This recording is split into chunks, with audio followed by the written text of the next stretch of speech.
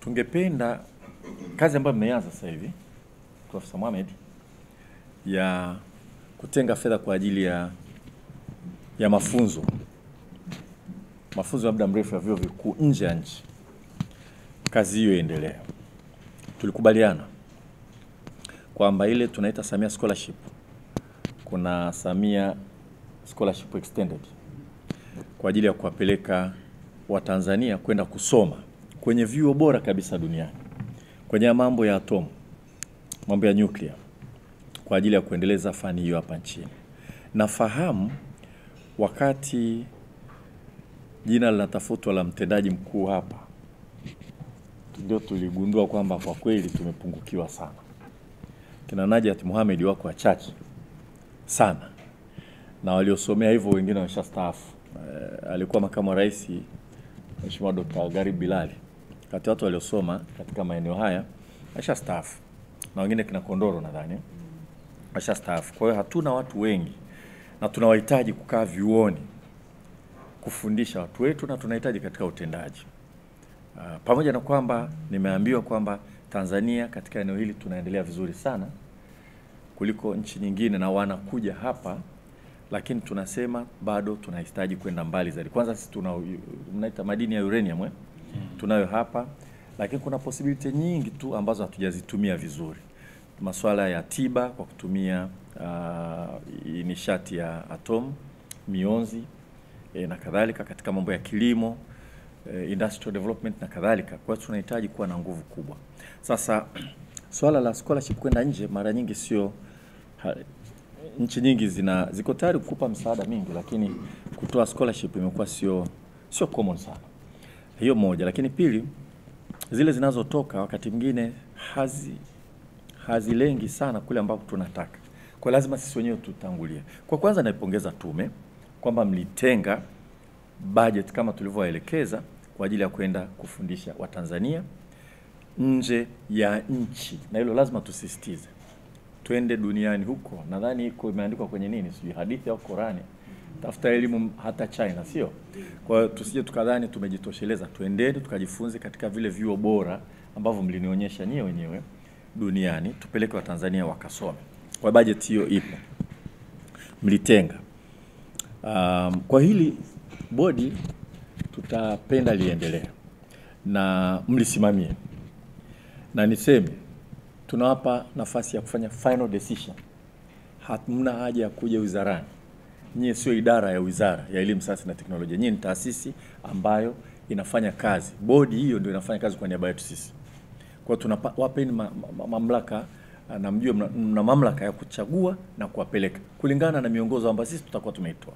Na mwongozo wake ni kwamba kipaumbele cha kwanza ni watumishi wa ndani ya tume. Kwenda kufanya masters, kwenda kufanya PhD. Kwa hiyo hatuwezi kusema tuanze nje kabla ya hata kwenye Biblia imeandikwa mpende jirani yako kama unavyojipenda. Haijasema mpende jirani yako kuliko unavyojipenda. Kwa hiyo wa kwanza kabisa ndani ya tume kama wapo, lakini wa pili vyuo vyetu vikuu. Wale ambao wamekuwa recruited, tunataka Profesa Najat Mohamed wengi zaidi, kwa sababu nyie wote Msambichaka na profesa wote tumewatoa vyuoni. Kwa hiyo tunajua tukiwaendeleza wale hatimaye tunapata watu ambao tutakuja kuwatumia vizuri. Kama kule hamna Mtanzania yote, tuangalie passport yake tu. Ni Mtanzania ndio. Kuna budget akasome. Akitoka private university sawa. Taasisi binafsi sawa. Kitakachoangaliwa kwanza ni kwamba ni Mtanzania. Kwa hiyo kwanza ni watumishi wa tume, pili twende kwenye taasisi zetu za elimu ya juu. Alafu tukishindwa kule twende mahali popote tu tuwasomesha Watanzania wengi. Tukumbuke huko ni kujenga nguvu kazi kama mtaji. Na Mtanzania anavyosoma vizuri na amesoma nje inasaidia nchi yetu inavyoenda vizuri. Kwa hilo kwenye bodi mkizingatia hilo, na kwamba maombi, nimeambiwa maombi yale mliopeleka kwa nafasi 5 applications zilikuwa kama 200. Kwa watu wanaotaka kusoma wapo wengi wa kutosha. Budget ndio ilikuwa kikwazo, ambaki 5. Kwa hiyo kwenye bodi kazi yenu kubwa itakuwa ni kuhakikisha kwamba mna vigezo. Sisi tukiuliza mwachaguaji hawa, mtupe vigezo. Lakini tunawaamini, nyie tengenezeni vigezo vizuri ili kuwe na ushindani ambao ni wa haki. Kumbukeni hili swala lenyewe ni kama procurement, public procurement process. Kwa hiyo asije kawa mtu ambaye angestahili zaidi mnamwacha kwa sababu nyingine. Lakini kwa sababu kama nilivyosema bodi tunaiamini 100%, tunawakabidhi kazi hii. Na kwa hiyo profesa, huna haja ya kuleta majina wizarani kabisa. Wewe tu taarifa tu, tumeshachagua, bodi imepitisha, hawa waende. Lakini cha muhimu, kazi ya kuchagua ifanyike haraka, kwa sababu baada ya kuchagua na kuwatengea budget kuna kuapply kwenda kwenye hivyo vyuo. Unaweza kuwa na fedha za kusoma lakini chuo chenyewe kisikuchukue. Kwa hiyo cha muhimu ni kwamba hiyo process iende haraka, wafanye application ili financial year inavyokwenda tuhakikishe kwamba wameshaenda kusoma. Waende wengi na waende wale wazuri ambao tunadhani wakifanya vizuri wanaweza kupata scholarship za kufanya PhD humo ndani. Hiyo ni kazi kubwa iliyoko mbele yetu. Nawapongeza tume kwa ujenzi, ofisi za kanda. Sehemu zote imebaki nadhani Mbeya na Mtwara. Na naibu katibu mkuu yuko hapa. Hii budget ya ujenzi isishuke, ihamie kwenye ujenzi wa human capital. Kwa sababu physical infrastructure ni muhimu sana. Lakini tunaweza tukasahau human resources ambayo ni muhimu zaidi actually. Najua majengo hayo mnahitaji bado kuweka equipment, budget iende kule, lakini baada ya kushusha sasa kusema kwamba tumeshajenga ofisi za kanda, tumalizie Mtwara na Mbeya, alafu tuachane hivyo vitu, tukumbuke kuna aina 3 za mitaji. Kuna natural capital, kuna man-made capital na kuna human capital. Kwa sasa hivi tu progressive tuhamie kwenye human capital. Kwa natarajia wakati wa kuangalia mapendekezo ya budget tusione upungufu katika budget ya maendeleo, na tukumbuke kwamba kumsomesha Mtanzania ni sehemu ya uwekezaji kwenye maendeleo. Sana kujenga infrastructure. Tumalize ofisi yetu ya Mtwara, tumalize ofisi yetu ya Mbeya, tuendelee kujitahidi kununua vifaa kwa ajili ya haya majengo mapya, lakini nguvu sasa ielekee kwenye kujenga pool ya Watanzania wengi wenye uwezo huo ambao watatusaidia sana kwenda. Nyewe mmeniambia briefing kwamba hata katika masuala ya nishati bado kuna capability kubwa, kwenye masuala ya afya bado tume ina role kubwa sana ya kuplay. Tunaweza tukasogea mbele katika kilimo, katika maendeleo ya viwanda. Na katika hilo tuimarishe mahusiano yetu na vyuo vikuu kwenye utafiti. Na hilo ni jukumu lenu vile vile. Ukiangalia sheria, majukumu ya tume ni pamoja na kuendeleza utafiti, watu wafanye research. Sasa uzuri Profesa Msambichaka umetoka chuo kikuu, Profesa Mohamed umetoka chuo kikuu. Mnajua kwa maprofesa wetu wakati mwingine hawana rasilimali fedha za kufanya utafiti na support kubwa. Tunatumia mara nyingi fedha kutoka kwa wafadhili, lakini wanasema anayelipa muimbaji ndio anachagua wimbo, au sio? Sasa sisi tusipoweka fedha hatutokuwa tunachagua vipaumbele vinavyoendana na nchi yetu. Kwa swala la utafiti tuendelee kulimarisha mahusiano ya vyuo vikuu na tume. Nafurahi kwamba najua kwenye maabara mnashirikiana na mtaendelea kushirikiana vizuri, lakini nataka muongeze jitihada, na bodi mko hapa mnatusikia. Kila tukiongea mtuambie mmeimarisha vipi. Na nadhani vyuo vikuu ambavyo mnaviangalia vile ambavyo vina jina linaloendana na science na technology, vyuo vikuu vyote nyie mandate yenu mtaamua ni chuo kipi kiko tayari kushirikiana na nyie, na nyie mnaona mnaweza mkafanya ushirika. Hatutaingilia sana. Lakini ukizungumzia Nelson Mandela African Institute of Science and Technology, kazi yake, focus yake ni science na technology. Kwa ni vizuri kuangalia wale, na najua tayari mna mahusiano. Mbeya University of Science and Technology, mtatusaidia sana kwenye ile science and technology ili wasije wakawa tena ni university, kwa sababu drive kubwa ya vyuo vyetu sasa hivi ni kuangalia kupata fedha kupitia bodi ya mikopo, kupata wanafunzi wengi. Kwa basi watajaribu kufundisha vitu vingi. Tunatawanyika sana, wakati mwingine tunatawanyika kiasi kwamba hatujengi msingi mkubwa katika maeneo yale ya science na technology. Kwa hiyo ni maeneo mawili naweza kataja, lakini bodi mfanye uamuzi. Kila mara mtakapokutana na management waulizeni sasa mmefikia wapi. Muende mkatembelee hivyo vyuo ambavyo mna mahusiano, jengeni na muimarishe mahusiano hayo. Tupate centers of excellence kama ambavyo mmeniambia katika vile vyuo ambavyo tayari viko tayari kufanya kazi. Kama ambavyo bodi mtakapokuwa mnakaa mtaelewa. Hilo moja, nadhani hilo linaeleweka. Sina haja ya kulisema sana zaidi. La pili na la mwisho ni swala la ujumla wake ambalo linahusu taasisi zote za urekebu hapa nchini. Yaani taasisi za usimamizi, wa kusimamia kanuni, taratibu, kukagua na kadhalika. ambapo tume kwa namna kubwa vile vile inahusika na jambo hilo. Huwa kuna kuwaga na tension kubwa. Na tension hii ilianza wakati ambapo taasisi ikitaka kuanzishwa na wizara, mnaambiwa elezeni tapata wapi fedha.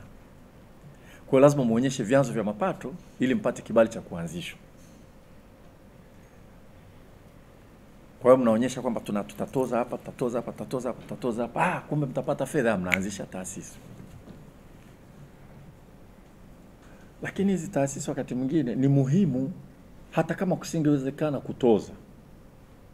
Kwa sababu kazi yenu kubwa pamoja na urekebu, kuna kazi kubwa nyingine ambayo mnatoka kufanya. Sasa kinachotokea ni kuchanganya lengo la urekebu, yaani usimamizi, na lengo la kukusanya tozo. Kwa hiyo taasisi wakati mwingine zina yani ukusanyaji wa tozo una override anything else. Tayari tuna TRA ambayo kazi yake ni kukusanya. Sisi wengine tunapoweka tozo tunatakiwa tuweke kiasi kitakachowezesha tu kufanya ile kazi tunatakiwa kufanya, na endapo kweli ni muhimu kuifanya. Na alisema hili kwa sababu niliongea na mkurugenzi mkuu aliyepita kwa kirefu, lakini sidhani kama tulielewana. Nashukuru Profesa Mohamed tunaelewana kirahisi. Na wapeni mfano. Na hili tumelirekebisha naamini na tutaendelea kulisimamia, na management iko hapa mnisikie vizuri. Mimi nilikuja hapa nilitokea Wizara ya Kilimo. Wakati nikiwa kilimo nilienda Kagera kutembelea kiwanda cha kuchakata kahawa. Wanatengeneza unga wa kahawa powder, anauza, nakumbuka Czech, anauza Uturuki, anauza Algeria, anauza. Lakini anasema ni rahisi mimi kuuza kupitia Uganda kuliko kuleta Tanzania. Shida nini? Anasema matozo mengi. Tozo moja hapo iliyotajwa ya tume. Kwa hiyo nilipokuja huko nikasema Hamad, nimekutana ile tozo ambayo na nilipambana kuhakikisha tunaiondoa. Anasema mimi sielewi ni kwa nini napeleka mzigo wangu nchi ambayo haijataka mimi nionyeshe kwamba mzigo wangu hauna mionzi wala nini. Sio requirement kwenye nchi ninayopeleka. Ila Tanzania inasema lazima tukague kama una mionzi. Asema mimi sielewi kwa nini. Hiyo namba moja. Yaani sisi tunataka kuwa Katoliki kuliko Baba Mtakatifu. Kwamba anayepokea mzigo na kuutumia hajakwambia nikagulie hiki wewe unakagua. Kumbe ukikagua kuna tozo. Usipokagua unapoteza. Kwa hiyo unakuta lengo la tozo linakuwa kubwa kuliko lengo la usimamizi. Hiyo namba moja. Lakini namba mbili, anasema hata kama mzigo unaokagua wanakutoza kama asilimia ya thamani ya shehena. Sasa thamani ya shehena na gharama za ukaguzi vina mahusiano gani? Kwamba tani moja, kwa sababu hii kitu kina gharama kubwa zaidi, namna ya kupima unalipa hela nyingi zaidi kuliko tani moja ya kitu ambacho kina gharama ndogo. Unaona, yote hiyo kinachotufanya tufanye vile kwa sababu tunataka tozo. Ndiyo, ni kweli mmetumia fedha vizuri kwenye tume. Hilo wala sina malalamiko kwa sababu mmewekeza vizuri, mmeendeleza, lakini hatuwezi kufanya kazi kwa namna ambayo unasababisha mtu anaacha kupeleka, anaona ni rahisi yuko Kagera apeleke mzigo wake Uganda ambayo haina bandari, azungushe apeleke Mombasa kuliko kutoa Kagera kupeleka Dar es Salaam tu. Kwa taasisi yote inafanya vile, kwa kweli haitusaidii sana katika kuboresha mazingira ya biashara. Na rais wetu Mheshimiwa Dr. Samia Suluhu Hassan kila siku akizungumza hayo, sisi wakati mwingine kutekeleza. Kwa wakati ule kabla hajaja Profesa Najat Mohamed, tulikaa na bwana alikuwepo siku ile. Tumekaa, yani unaongea unasema jamani nifanye. Kwa hiyo nimechea kikao mpaka nadhani wataalamu akamwambia mkurugenzi mkuu wakati, lakini mbona anachosema profesa? Mali niwaambia sasa nionyesheni requirement gani nasema kila mzigo unaotoka nje ya nchi lazima muukague. Kalitoleto sijui inaitwa nini, sijui sheria gani ya kimataifa, sijui WTO, sijui nini. Lakini sio nchi zote zinataka ukaguzi. Kwa hiyo mimi zile nchi ambazo zitaki ukaguzi na nyinyi mnataka kukagua, si mnafanya tu random check inspection, kwa sababu nataka kuangalia ndani ya nchi yetu kuna vitu gani hatarishi. Badala ya kusema kila mzigo lazima sisi tukague ndio utoke nje, unafanya random check. Na random check siamini kama lazima umtoze mtu kwa sababu si random check. Unasema leo tutataka tukague hivi na hivi na hivi tuangalie vipo, lakini vinginevyo mnaviachia vinakwenda. Kwa hilo naliomba mliangalia. pamoja na ukweli kwamba mnahitaji fedha na pamoja na ukweli kwamba matumizi ya fedha mnazopata kwenye tozo mpaka sasa hivi sijaona tatizo, lakini bado tukumbuke kazi yetu vile vile ni kufacilitate. Na mtaona kanuni zikija pale zinachelewa kwangu kidogo, maana nataka mje mnipitishe, niwaulize mara mbili hivi kweli lazima tutoze hivi. Kuna sekta binafsi inatumia mionzi kwa ajili ya tiba. Sisi tushakubaliana na profesa, tulikubaliana mkae na ile sekta binafsi mjadiliane, si ndio? Na mmefanya hivyo. Kwa hili bodi tutawaomba mliangalie. Mnahitaji fedha, lakini hakikisheni kwamba hatu hivi kwazo. Na lengo letu kubwa sio tozo. Tozo ni nyenzo tu ya kutekeleza majukumu yetu. Kwa hiyo tuje tukachanganya nyenzo na lengo. Sio jamani tukawekeza zaidi kwenye nyenzo, tukasahau tunataka kuachieve nini. Na hiyo itusaidie sana katika masuala yote ya uendelezaji. Lakini muendelee vile vile kwa sababu mpaka sasa hivi katibu mkuu sidhani kama tuna changamoto ya ujenzi. Wamefanya ujenzi mkubwa Zanzibar. Sijasikia malalamiko. Ukaguzi umefanyika, sikuona taarifa yote ambayo ni mbaya, na mkurugenzi mkuu aliondoka. Lazima tumshukuru vile vile kwa usimamizi kwa sababu tumeenda vizuri mpaka hapo tulipofika. Na sasa hivi Profesa Najat Mohamed, uongozi wako tunauona na tunaufurahia chini ya uongozi wa Profesa Msabichaka. Kwa hiyo naomba muendelee hivyo hivyo. Mnaenda vizuri. Huo ndio ukweli wenyewe. Sasa hayo ndio nilikuwa nataka niseme. Nafikiri na mengi zaidi hapo tu kuwatakia kazi njema. Muendelee na kazi zenu. Siku mkiwa mnafanya vikao Dodoma, niko Dodoma, mje mniamkue, tukae tunywe chai, tufurahi, lakini tuendelee kufanya majukumu tuliyokabidhiwa na serikali. Kwa maana hiyo, manake sijui uzinduzi unafanyikaje, lakini kimsingi ndio Waswahili wanasema ndio imeenda hivyo. Asanteni sana.